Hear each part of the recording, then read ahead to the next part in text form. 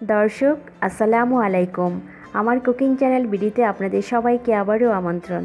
আজ আমি মজার একটা ডেজার্ট করে দেখাবো। এই ডেজার্টটি দেখতে যেমন সুন্দর, খেতেও কিন্তু খুবই ডেলিশিয়াস। অনেক ধরনের কাস্টার্ড আমরা তৈরি করি। আজ আমি স্নোবল কাস্টার্ড বানিয়ে দেখাবো। আশা করি আজকের এই ভিডিওটি আপনাদের ভালো লাগবে। ভালো লাগলে প্লিজ আমার চ্যানেলটি সাবস্ক্রাইব করবেন। স্নোবল কাস্টার্ড করার জন্য লাগবে ঘন দুধ। আমি এখানে 1.5 লিটার দুধ জাল করে 1 লিটার করে নিয়েছি, আর আমি দুধটা আগেই জাল করে ঠান্ডা করে নিয়েছি। আমি এখানে লিকুইড দুধ নিয়েছি। আপনারা যদি লিকুইড দুধ দিতে না চান তাহলে পাউডার দুধ দিয়েও কিন্তু করা যাবে। কাস্টার্ডটা আমি চিনি আর কনডেন্সড মিল্ক দিয়ে করব। আমি এখানে 1/4 কাপ চিনি নিয়েছি আর নিয়েছি 1/4 কাপ কনডেন্সড মিল্ক। এখানে আছে কাস্টার্ড পাউডার 2 টেবিল চামচ, কর্নফ্লাওয়ার নিয়েছি 1 টেবিল চামচ, আরও লাগবে 2টা ডিম। আমি ডিমগুলো ভেঙে সাদা অংশ আর কুসুমটা আলাদা করে রেখেছি। আর কাস্টার্ড সাজাবার জন্য নিয়েছি কিছু চেরি, আর নিয়েছি 1 টেবিল চামচের মতো কাঠবাদাম কুচি। একটা বাটিতে নিয়ে নিচ্ছি কাস্টার্ড পাউডার আর নিচ্ছি কর্নফ্লাওয়ার। এখন ঠান্ডা দুধ দিয়ে আমি কাস্টার্ড পাউডার আর কর্নফ্লাওয়ারটাকে একটু গুলিয়ে নেব। একটা চামচ দিয়ে ভালো করে নেড়ে দিতে হবে। একটু ভালো করে মিশাতে হবে যেন কোনো লাম্পস না থাকে। কাস্টার্ড পাউডারটা যখন মিশানো হয়ে যাবে, এখন আমি ডিমের কুসুমগুলো ভালো করে বিট করে নিয়ে কাস্টার্ড পাউডার আর কর্নফ্লাওয়ারের মিশ্রণের সঙ্গে দিয়ে দিচ্ছি। এখন খুব ভালো করে মিশ্রণটাকে নেড়ে মিশিয়ে নিতে হবে। মিশ্রণটা তৈরি হয়ে গেছে। এখন একটা প্যানে দুধটুকু নিয়ে নিচ্ছি। কাস্টার্ড পাউডারের মিশ্রণটা একটু ভালো করে নেড়ে দুধের সঙ্গে মিশিয়ে নিব। ঢেলে দিচ্ছি। এখন দিয়ে দিব চিনি। আসলে মিষ্টির পরিমাণটা যে যেমন খেতে পছন্দ করেন সেভাবেই দিয়ে নেবেন। দিয়ে দিচ্ছি কনডেন্সড মিল্ক। আমি এখনও চুলার গ্যাস অন করিনি।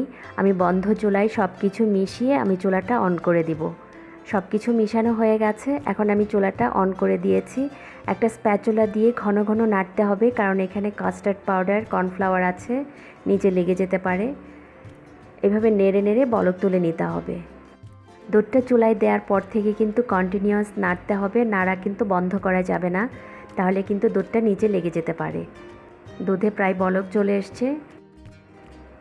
দুধটা জাল হয়ে ঘন হয়ে গেছে। এখানে দুধটা আমি খুব বেশি ঘন করব না, কারণ স্নোবলগুলো দেওয়ার পরে দুধটা আরও ঘন হয়ে আসবে। আমার এখানে দুধটা জাল হয়ে গেছে। আমি চুলাটা একেবারে কমিয়ে দিয়ে ঢেকে রাখবো। এখন আমি ডিমের সাদা অংশটা বিট করে নেব। ডিমটা বিট করার জন্য আমি একটা ইলেকট্রিক বিটার নিয়েছি। এখন আমি ডিমটাকে বিট করে নিচ্ছি। ডিমটা যখন অর্ধেক বিট করা হয়ে যাবে, দিয়ে দিব 1 চা চামচ কর্নফ্লাওয়ার। আবারও বিট করে নিচ্ছি। ডিমটা বিট করা হয়ে গেছে। আর ডিম বিট করা হয়েছে কিনা সেটা বোঝার জন্য বাটিটা কাত করলে যদি পড়ে না যায়, তাহলে বুঝতে হবে যে ডিম বিট করা হয়ে গেছে। এখন আমি স্নোবলগুলো বানিয়ে নেব। দুধটা আমি আবারও একটু নেড়ে দিচ্ছি। এই সময় চুলার আঁচটা একেবারেই কমানো থাকবে।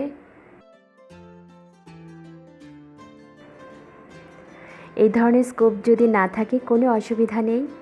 মেজারমেন্ট কাপের যে স্পুনগুলো থাকে সেগুলো দিয়েও কিন্তু করা যাবে।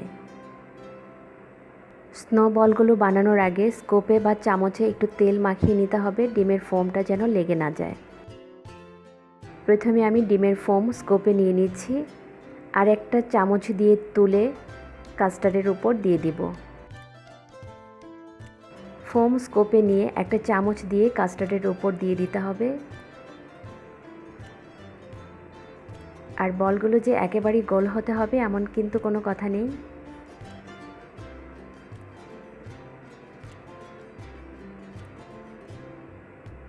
সবগুলো বল তৈরি করা হয়ে গেছে। এখন আমি চুলার আঁচটা একটু বাড়িয়ে দিয়েছি। এখন আমি ঢাকনা দিয়ে ঢেকে দিব ঠিক 2 মিনিটের জন্য। 2 মিনিট পর আমি ঢাকনাটা তুলে নিয়েছি। এখন আমি কড়াইটা ধরে এভাবে একটু ঝাঁকিয়ে দিব। আর এই বলগুলো কিন্তু নাড়া দেওয়া যাবে না। যে ডিশে সার্ভ করব সেই ডিশে ঢেলে দেব। সার্ভিং ডিশে ঢেলে বাদাম কুচি ছড়িয়ে দিয়েছি আর কিছু চেরি দিয়ে সাজিয়ে দিচ্ছি। এখানে প্রতিটা স্নোবল কিন্তু আলাদা আলাদা। আমি একটা সার্ভ করে দেখিয়ে দিচ্ছি।